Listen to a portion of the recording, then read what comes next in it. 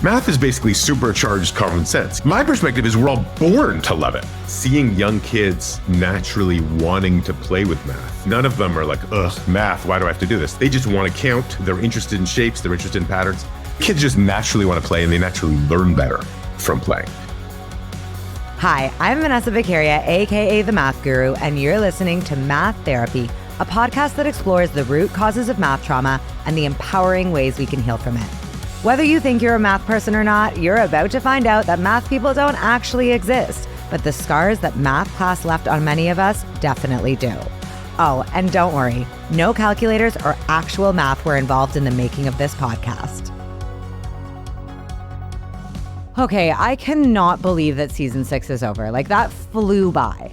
Over the last 9 weeks, we've covered some of the biggest and most pressing topics in math education today. From building trust in the classroom and giving students real purpose to the true meaning of equity for literally everyone. And today's finale with math educator Dan Finkel puts a beautiful bow on my favorite theme for this season: the inspiring movement towards amplifying the joy, wonder, and curiosity that fuels genuine learning in our students' hearts and minds. I don't know about you guys, but I've always been confused about the idea of play in math. I can't put my finger on it, but sometimes I get skeptical about how those kinds of lovey-dovey ideas can actually help kids. Which is strange if you think about the fact that at my tutoring center, we make the students tea lattes and bedazzle their calculators. So I don't know what my problem is. So if even I get put off by trendy terms, I can only imagine the average classroom teacher out there rolling their eyes at some of the educational catchphrases we've been throwing around on this podcast. Well, Dan is here today to bring us down to earth and get practical. He's the founder of Math for Love, and I have been a huge fan of his forever. We talked about the role of play in learning and therapy, and Dan shares his belief that we are all born to like math. We just need the right supports to stay engaged with it.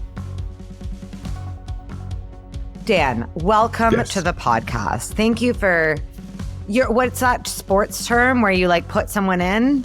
Oh, the pinch hitting. Yeah. You're pinch hitting right now. It's where I like to be. That's right. Just dropped in, no prep, all improvised. It's great. I'm really, really glad you're here. There's so much I want to talk to you about. I don't know what those things are yet, but they're going to come to mind. Uh-huh. I kind of want to start with what we were just talking about when we forced David to press record.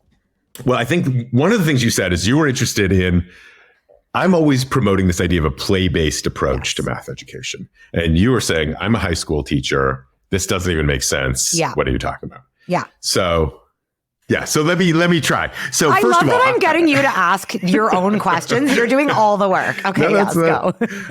So I started out as a high school teacher, interestingly. And the longer I've been working, the younger I've been working with. So yesterday I led a session for pre-K to third grade teachers. Oh, wow. Oh, my God. And I've been doing work with this nonprofit called Early Family Math. It's birth to 8. Because even when kids are showing up in kindergarten, there's already differences in math education. A huge amount of important stuff happens, 5 and younger. But part of the influence of that area for me, the working with young kids, is that play ends up being this super important part of it. One of the things I like to say is play is the engine of learning for young children. This is really well understood in a way. And, there's been studies that have compared, for 4-year-olds, you have a play-based approach versus a very didactic. Everybody sit down and stay still, and then I'll tell you what to do. And the kids just naturally want to play, and they naturally learn better from playing. And my perspective is that this is especially true when it comes to mathematics, which I think is more likely to be abused in the sense that people will say, ignore your common sense, don't play around, don't experiment, just do what I tell you to do. And if it doesn't make sense, and whatever else is happening, just ignore all that and just repeat what I just told you. And at the same time, I think playing with mathematics and mathematical ideas ends up being incredibly productive.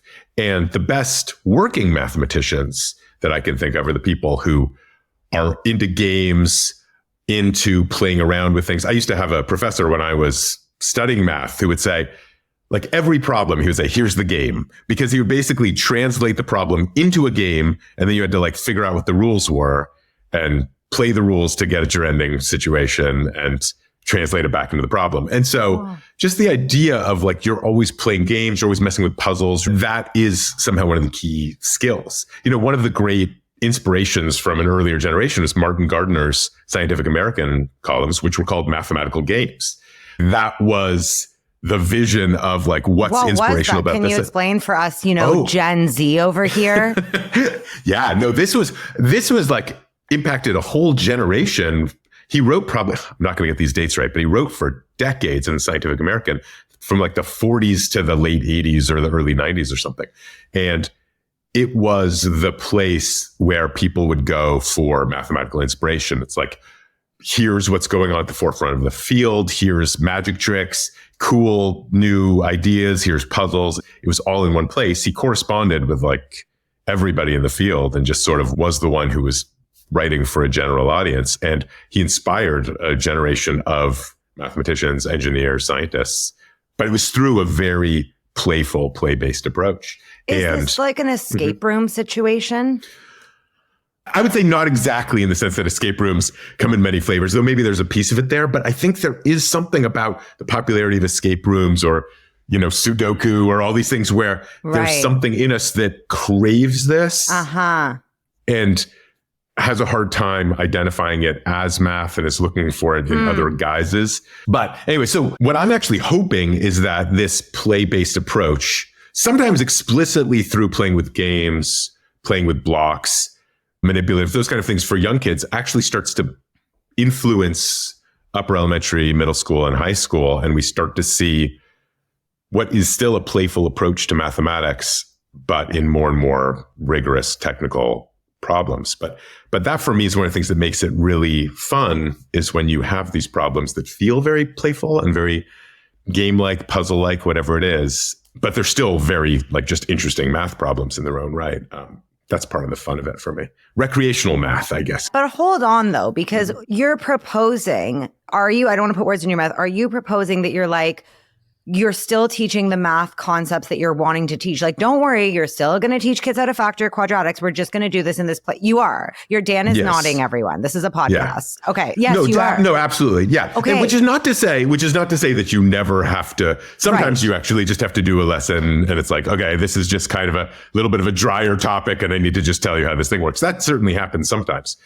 But I think there's a huge amount of untapped possibility when it comes to just interesting problems that are very playful, puzzly, interesting, have that quality from recreational math. And then I think also what's really powerful is the skill to take things that are dry and actually see what's interesting and see what's fun about them. I mean, in a way, what we really want students to do is not get to the end of a problem and say, I'm done, what do I do next? We want them to say, oh, I finished, but I was doing this and then I had another question, like something else happened to me. And I wonder if I play around with it like this, what would happen?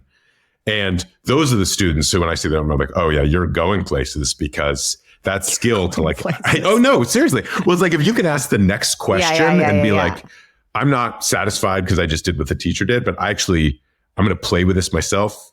Then they're the ones who are owning it and really going to, I think, have a deeper success in the field. But it's interesting too, because I'm even thinking of it further of like, great, they're going to have success, fine. But more like it's not only like, oh, they're smart, and I'm using air quotes, like they're smart enough to ask the next question. They actually give a fuck. Like they care enough to like keep going. And like, isn't that a huge problem in math right now, is that so many kids don't see any value or purpose in what they're learning, that they're like, why would I keep asking questions when I can just be finished? Totally. Well, and this is one of the reasons I've gone down to work with younger and younger populations also, because my perspective is young kids never feel that way. They love math because they're living in a chaotic world, and math is this incredible tool that's helping them to impose order on the world. Oh, wow. So it's like, math is basically supercharged common sense. It's like, it's just what you do to make sense of the world, but now we're going to help you sharpen that. And so you get more and more control, more and more power. And so it's natural for people to feel like they own it. The reason that so many people are traumatized is they go to school and that control is essentially wrestled away from them, right? Because my perspective is we're all born to love it. Like, this is meant to belong to us. And if we go and see a teacher who says, okay, yeah, you have some perspective, whatever, that doesn't matter. Ignore that. Now just listen to what I say. That's a fundamental perversion and inversion of the natural state, which is, no, this was my thing. And now you're telling me I should ignore, like, it shouldn't make sense. the thing that I use to make sense of things shouldn't even make sense. So that is why people, I think, either love math or hate it, and so rarely in between. We're born to love it.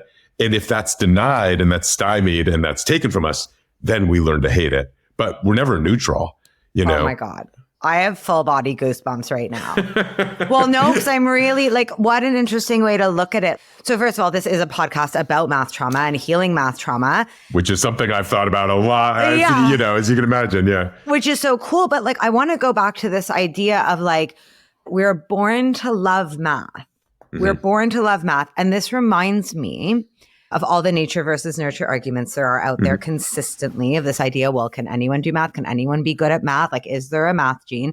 When you say we're born to love math and then that's taken away from us, that is such a powerful sentiment. But I guess my first question is, what do you mean by we're all born to love math?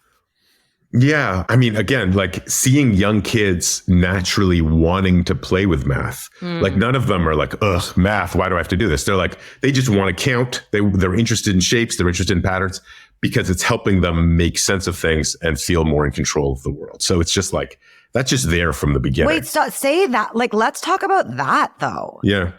It's funny because I hated math for a long time. I failed grade 11 math twice. And then when things changed for me, one of the things I found I found math really meditative. There was this sense of order and this sense of poetry and this sense of everything has its place. And when you can reduce a giant algebraic, expression down to one number, it was so complexly simple. But there's two things, you're kind of saying kids use math as a way to control and make order of the world, or math is used as a way to control them. That's exactly right.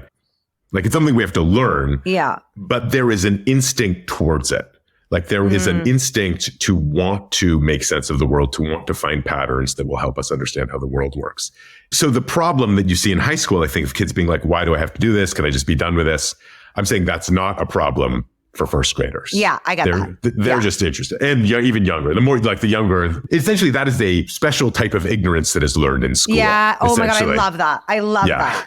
Yeah. Well, yeah, because it's almost once you label something, it's when you are really enjoying hanging out with someone and then they call you their girlfriend and you're ew, wait, what? That's what we're doing?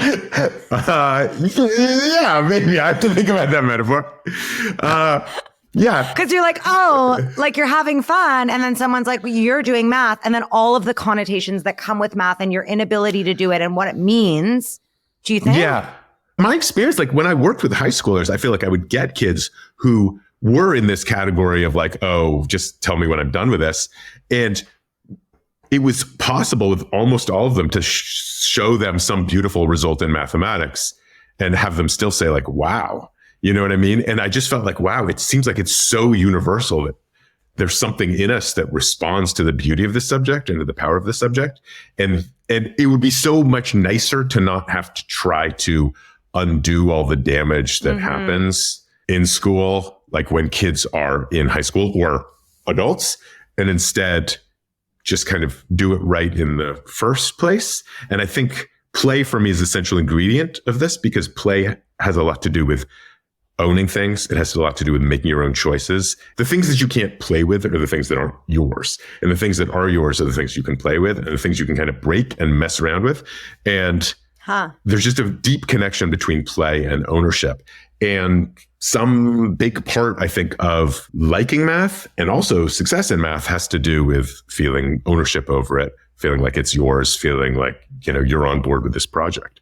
So it's true. There are all these hypotheticals of well, what if this way leads to success, but this way leads to people feeling better about it? I think most of the time, the same approach can give you both of those things. There's usually not a fundamental tension there, fortunately.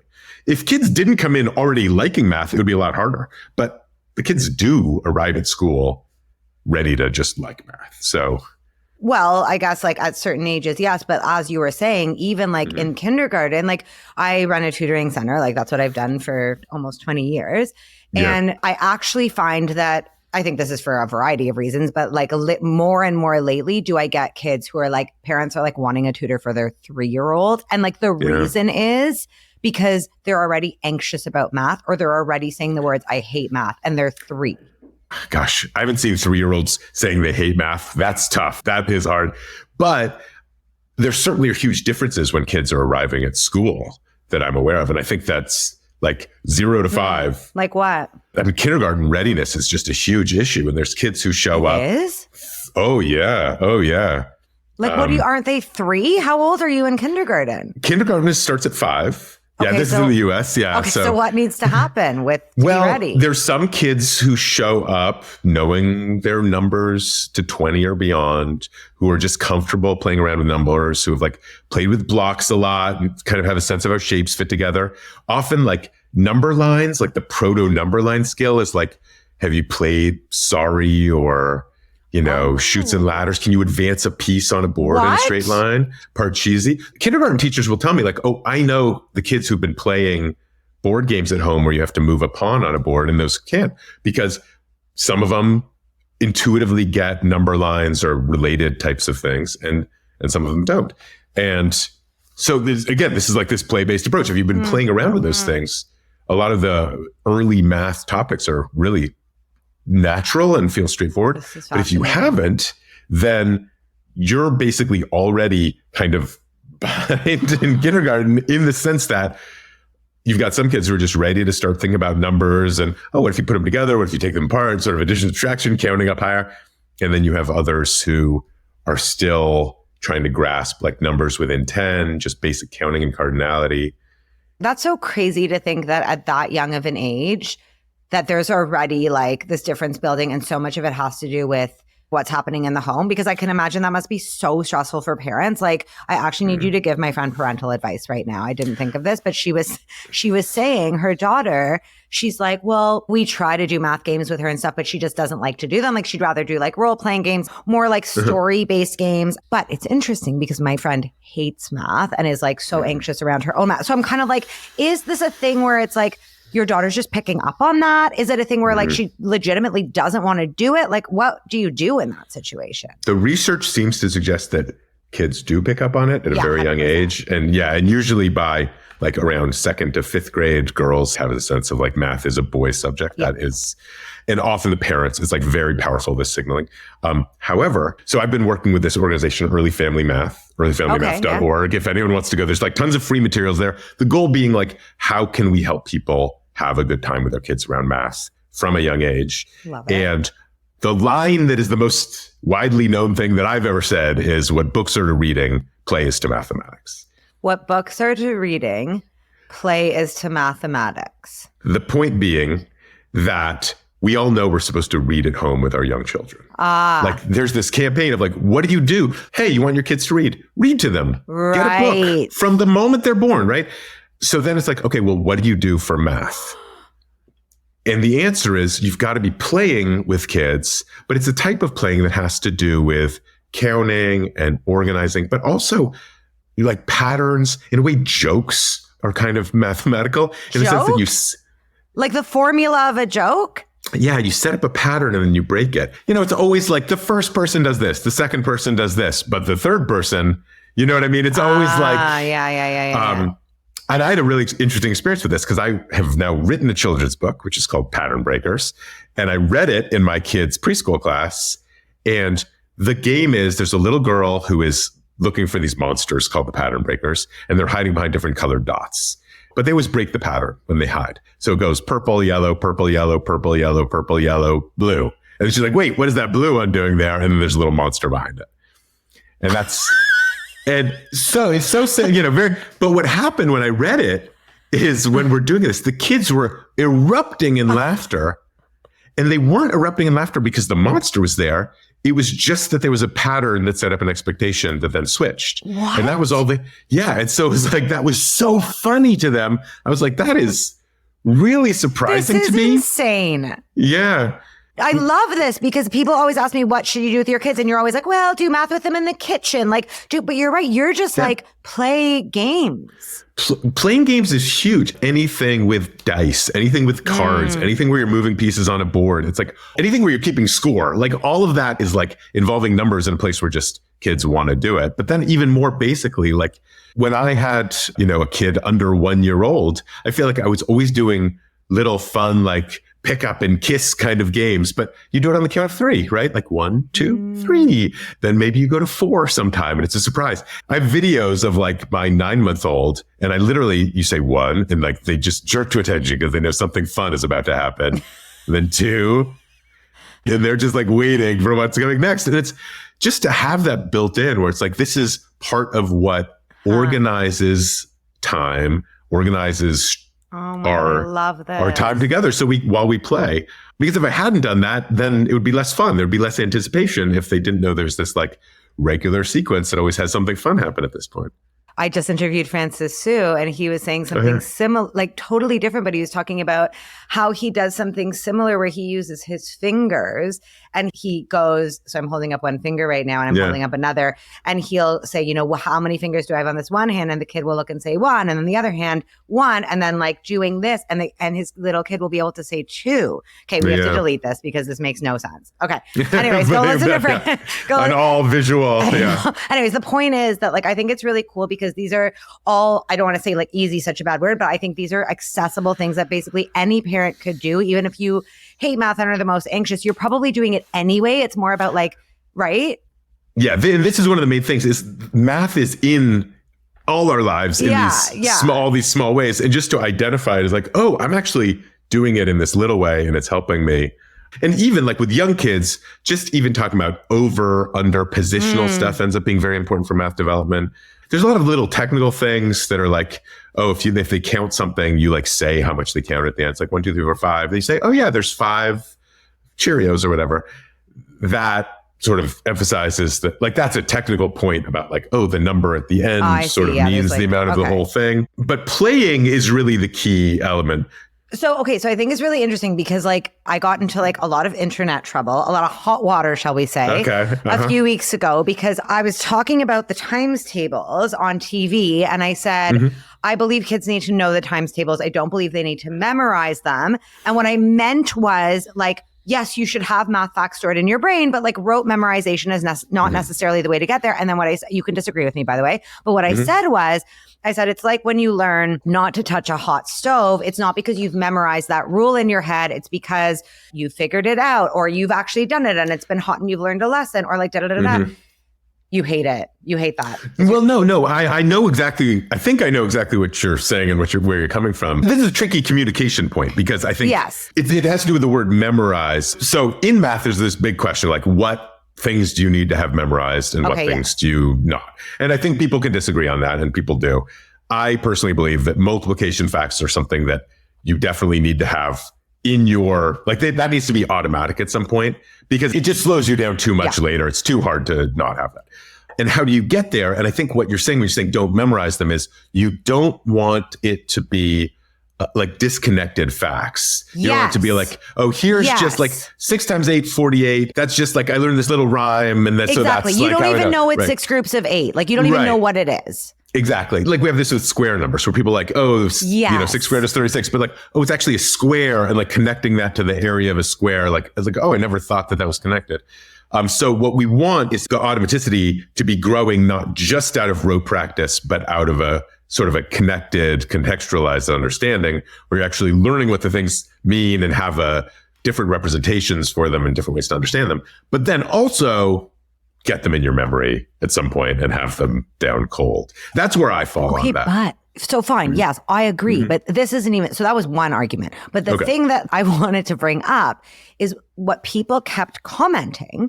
One of the comments, like other than calling me like an idiot and saying that I should get off the internet and girls with sparkly eyeshadow shouldn't comment on math, other than those comments, people kept saying this idea of like, it's in our genetics or like it's in our biology to not want to touch something hot, but that math is not something that's like in our genetic code. And I'm still on this point of you being like, as baby, like we are all born with this. I can't. Well, it's an instinct towards mathematics, I think. Yes. Yeah. Yes. Yeah. That's what it was. It's true. And now something I want to be careful because it is true that the deeper you go in mathematics, the less natural it does feel. And sure, but we were talking about like patterns in the times. We're just talking about math. I think that there is something fundamentally appealing about that. And we are fundamentally drawn towards like the symmetries, the patterns, the sort of sense of like simplicity and beauty that comes out of those things, I do think that has an inherent appeal. And this isn't a science podcast, just so for everyone. It's not like we're like, oh, there's research. Like we're just talking about what we know and who we've talked about and like whatever, and just pondering this. So no one cancel us and everyone chill. I mean, partly I'm also aware of how easy it is to be misunderstood, I think, when you like put something forward. But we've always counted, like there's always been like a need to find pattern, order. Yeah, but this is an interesting point also because, there are some cultures which don't have like number words that go beyond 3, say. Okay. It's like 1 too many. And this is going really deep in the weeds now, but there's like, there seems to be a hardwired understanding of number that goes up to maybe 3 or 4. And then there seems to be another sort of hardwired sort of estimational ability of like more or less in larger groups, but that's not connected to like the actual literal number. But then I think we develop the tool. So how do you say this?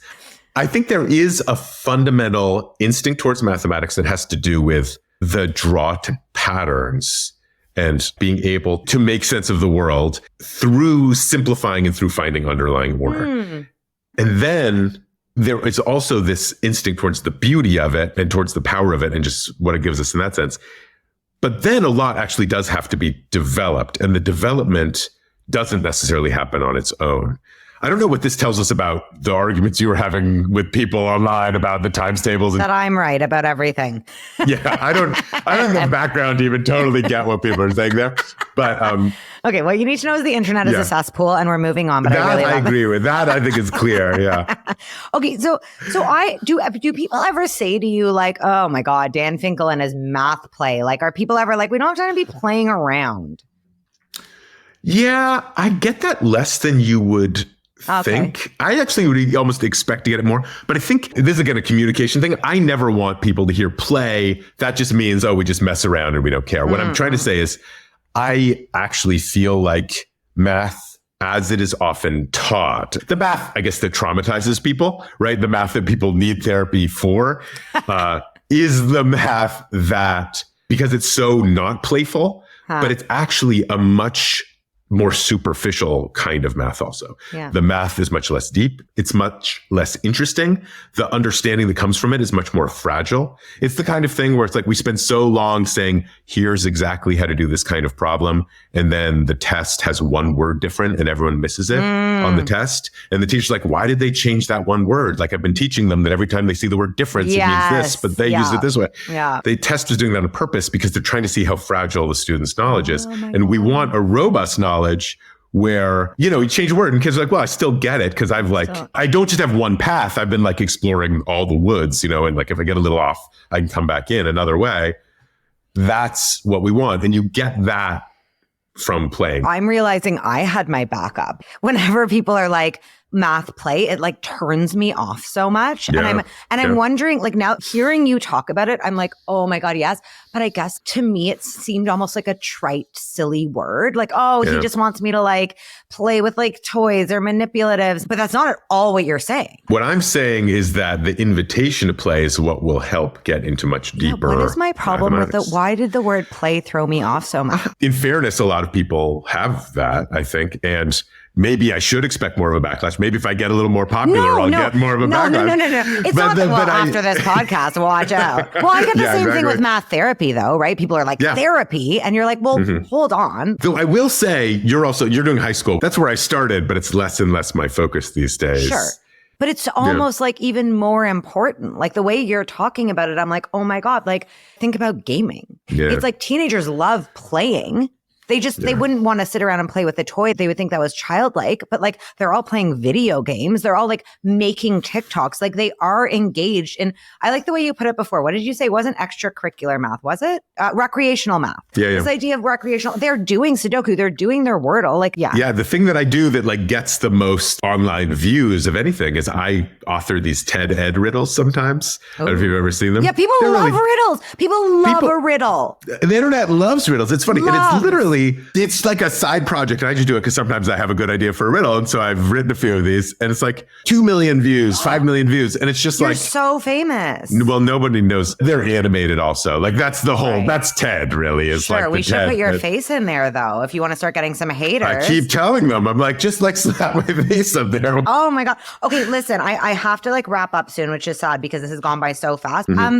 What do we think of play or recreational math or what you're talking about as a part of math therapy? Like math therapy to me has 5 steps and like those steps involve, learning about growth mindset, rewriting your story, unpacking trauma, like finding motivation. I feel like this idea of incorporating play as a means for students to get to know themselves and how they think and develop this curious, like, I don't know, like there's something there for me. What do you think? Like, does play have the power to heal?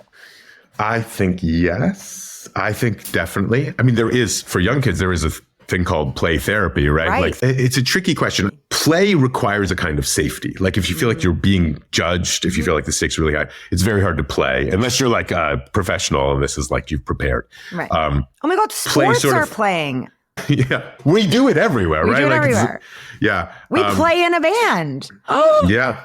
Music, theater, right? You are in a play. Oh my God.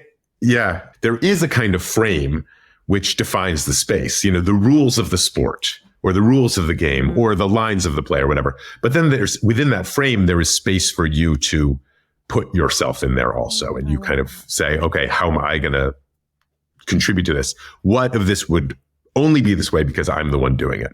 That's something very powerful. And I think it can heal in some cases, but it definitely can help grow, can help you learn about yourself. And I think it just feels very positive to do that. Like we all want to feel like we're important enough that like the thing would not be exactly the same if somebody else did it. Oh my God. Yeah. We're all so self-obsessed. We all want to be the main character of our math question. Sure. Someone gave me this advice once. They said, someday you'll have kids and you'll be sending them to kindergarten. Here's how you pick a kindergarten. Go to the school, look at the art on the wall. And if it all looks the same, don't send your kid to that school. The idea being like, that's all frame. We're like, here's the rules. First make this, then do this. And they're like, yeah, we would never do that with art. Like we would know that that's not going to be good for kids to control every movement they make with art because part of art is to put yourself into it, express yourself, all those things. And yet math, how many math experiences would rise to that level, right? Mostly you're like, if you did it right, it should look exactly like everyone else. This is crazy. And I could take you out and put someone else in and it doesn't matter, right? So this is blowing my mind. You're speaking to like the ego in me. Like, yeah, what the fuck? Why is this not centered around me? Well, who would want, I mean, nobody wants to be like, oh, I could just do something else and you could do it, right? Yeah. And I think that's why there's always this question, like, why do we have to do this? I finished. Can I like go now? Like, is this what they want me to do? Yeah. It's just like, when am I ever going to use this as the class tip? Which isn't saying like, oh, in 20 years, like you're going to need to grout your floor. And so this is like, you'll know how much grout to buy. It's like right now you're asking me to do something really weird because like, I don't even need to be here for this. Yeah. And so I think that the perspective of like, we need to be framing experiences where there are really clear, rigorous technical rules, like in a sport or a game or in music or a theater or whatever. But there's still space inside where you can actually put something of yourself. And so you made something and maybe you make something and it still has to like satisfy the rules, but it wouldn't be the same if somebody else did it. I do think that can be healing to experience that, especially if you haven't before. And just that sense of belonging, finally feeling like there's a reason for you to be. I love that you said that. There's a reason for you to be there, you. Yeah. And I'll tell you, I gave a session yesterday, and it was pre-K through third grade, but we were doing some things with pattern blocks, using actually our upscale pattern blocks developed by a Canadian, Nat Banting, because they're super cool. Anyway, we were talking about like there's these different sizes of pattern blocks, and we're talking about how many of the little triangles it would take to cover the big one. And someone was like, well, I sort of see, once I see them in the little triangles inside them, I see how I could fill them up and do this. And I was like, oh, that's a really great observation of how it works. And they were blown away that some idea they had was like somebody thought was a good idea. Right. You know what I mean? And she had this very sort of heartbreaking line, which was, she actually commented later to the group. She was like, I've never really loved math until today. But how cool is that for you? Like, it's never too late. Well, this is why I think your perspective of math therapy, I have said this for a long time, but I feel like my first interaction with teachers, especially elementary school teachers, is often therapy. Like that's what the first session is. But it is also a session that is play-based and is very non-judgmental and is something where they can feel like whatever they do, it's like, oh, there's something to learn in whatever you did. And like you're contributing. If you participate, you're contributing. Yeah. Okay, I have to ask you this because I've been dying to unpack this with you. And I literally quoted you saying this in my book, but I never dreamed I could ask you in person what you meant. Okay. So do you know what I'm talking about? You have this quote basically where you're like, it's bullshit to tell everyone that they're math people. Yeah. Can you just tell me what you mean? And I say this because every time I'm like, for me, the goal of math therapy is to help every student build a better relationship with math, even if it's like the teeniest better relationship with math. And whenever people are like, what if like they really can't do it? Or like, you can't tell kids that they can all do math. I'm like, I'm not saying that. I'm saying they can all build a better relationship with math than they have right now. But we do want to be saying, like, you know, there's a lot of discourse being like, we should tell everyone they're math people. Everyone can do math. Yeah, I am very nervous whenever the messaging is like, let's all just tell everybody this thing and that'll solve the problem. Talk is very cheap in education, and fads are endemic, and it's very easy to be like, you just say the right thing. And I just feel like that doesn't address what the real problem is. And it leads to a place where it's almost harder because the kids are smart. They know if the teachers are BSing them. They know, you know, if the teacher says like, you're all math people, but like, you got it right. You didn't, you know, you're smart. You're not. I mean, they infer all of that. So when it comes to saying like, are you a math person or not? Where I want people to be is, I am not afraid of math. I can use it as much as I need to, and that's not going to scare me. I'm not going to like give up on my dream of being an architect or a veterinarian or a nurse because I can't pass the requisite math courses. And I see why someone else would really love this subject. I remember, I think my younger brother at one point like visited France, and he had never learned another language. And he was like, oh, I see how I could learn French, but I'm not going to. Yes. But it's like, that's but you so could. empowering. That's what I think too. It's like just changing your narrative to be like, I guess I could do this if I want to, but I'm going to choose not to. Yeah. And which is fine. Like not everybody needs to like go into the deep recesses of mathematical research. Like it's fine. That. Go do something else. But I had something really similar with art, actually. I was always afraid of art. I was always really bad at art. Like I used to say like, I was so bad that I would like make people worse at drawing just by like drawing next to them. That's ridiculous. Well, no, I mean, but at some point in college, I was like, this is ridiculous. I'm going to take an art foundations class. This just seems dumb. I learned the basics. I was like, I'm never going to be a great artist, but I could learn this and get decent at it. Yeah. And it was a nice thing to just feel like, yeah, that's totally in me if I want to pursue it. So yeah, I think we could all be decent at mathematics if we wanted to. Not everyone could be a research mathematician. That's very hard. I think it's actually a really important message because you're right. If you're saying to someone like, no, everyone can fly to the moon, people are going to be like, okay, that's ridiculous. Like, you know, there is a part of me that even if things are right and true, I get nervous once it becomes kind of like the common wisdom. Like growth mindset is a little bit like that for me, where I'm like, yeah, it seems totally legit, totally right. And yet there's something in me that when like we're preaching growth mindset to kids all the time, just like I start getting a little nervous. Why? Well, it's too easy to say it, I think, and harder to do it. And I just feel like, and what I really want is for teachers to maybe talk about it less to kids, but maybe work on it more themselves. 100%. Oh my God, there's a whole chapter in my book about this that's coming out. Because the whole thing too with growth mindset is this is like being like, I believe I can get jacked. I believe I can be ripped, but I'm not going to change any of my behavior. I'm just going to like believe it can happen. It's like, no, I need to believe I can get ripped. And then I need to go to the actual gym. Like, you know, it's like we never get to the behavior part. You can't just tell kids like you can do anything. You've got to prove it to them and give them opportunities to discover that within themselves. Yeah. Yeah. So I think that's where I get nervous. Yeah. That just saying it, like the poster on the wall aspect of it. Right. And education is so susceptible to fads and kind of easy answers. There's a great line about this, which is that school change is measured not in years, but in generations. For me, the thing is like, okay, you just got to be in it for the long haul. And you can't just be like, oh, what's going to fix this quickly? It's like, settle in, get ready for this to be like a lifetime project. Okay, final two questions. You have to answer them in literally 30 seconds. We can't do this anymore. Okay. But it's so fun to talk to you, Vanessa. I know, I'm having so much fun, but like actually David's going to kill me. Okay, number one. What is the one thing you'd like to see change about the way math is taught in schools? Jeez. Your face is so good. That's like a huge question. The number one thing. This isn't like picking your favorite album. Like, just say something like Yeah, no, I mean, coming from a sense of sense making for students. And we've been talking about play-based approach. Maybe we'll say like have more playfulness in it as a short answer. But that's like a book in itself. But yeah, you look stressed. That's a stressful question because I'm like anything I say is incomplete. Yeah. Yeah, this is like time tests. Yeah, exactly. Exactly.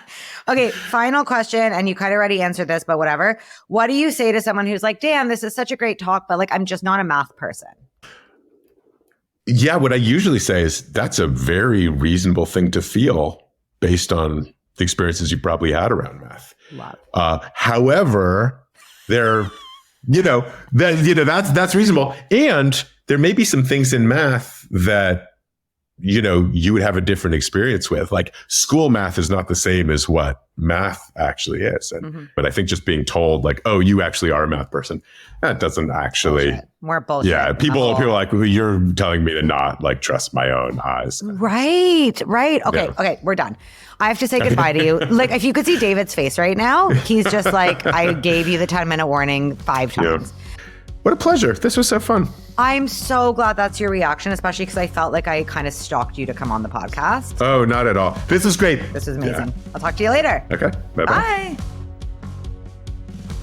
I loved every second of that. And honestly, I mean, you guys probably hear it in my interviews. Obviously, I love math, and sometimes I get so excited about learning some little trick or finding some curious little discovery, but rarely would I think of associating that stuff with the word play. But that's what it is. Who cares if it sounds cheesy? Say it with me. Learning can be fun. I am all in on this play concept. I love the idea that learning can be a joyful discovery and not just cramming some numbers and facts into your brain so you can get a good mark on a test. Well, season 6, in the can or in the bag or whatever people say when something's done. Thank you as always for listening. It means so much to me to know that these conversations aren't just helping me, but they're reaching students and teachers and parents who just want the best for our education system and our future. I would love to hear what you thought of this season and who you'd like me to interview for the next one, so hit me out. If something in this episode inspired you, please tweet us at Math Therapy. And you can also follow me personally at The Math Guru on Instagram, Twitter, and TikTok.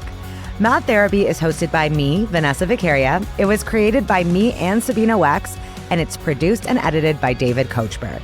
Our theme music is by Goodnight Sunrise. And guys, if you know someone who needs math therapy or just needs to hear someone else getting math therapy, please, please, please share this podcast and rate or review it on whatever podcast app you use. Those things actually make such a big difference for us. I'm determined to change the culture surrounding math, and I need your help. So spread the word. Until next time, peace, love, and pie.